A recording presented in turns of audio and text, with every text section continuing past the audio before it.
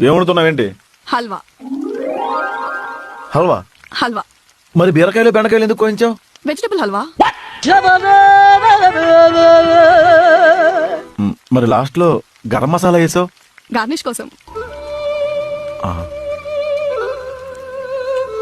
విరాజిత, ఇది వంటగది. నువ్వు కెమిస్ట్రీ ల్యాబ్ అనుకుంటున్నావేమో పొరపాటున. అంత వెటకారం అవసరం లేదు. ఇందాకలే చాక్లెట్ బజ్జీ చేసా. పక్కింటి ఆవిడ వచ్చి లొట్టలు వేసుకుంటూ తిని తెలుసా? ఇందాక అపార్ట్మెంట్ లో అంబులెన్స్ వచ్చింది, పక్కింటి వాడికి పురుటి నొప్పులు వచ్చాయని కదా, బజ్జీ నొప్పులా? విరాజిత, నీ టాలెంట్ మన ఇంటి వరకే ఉంచు. పక్కింటి వాళ్ళకి ఎదుటి వాళ్ళకి ఫుడ్ సప్లై చేయక ఆవిడకి బెడ్ ఆటం తిరిగిందంటే ఆ పాప మనం చుట్టుకుంటది.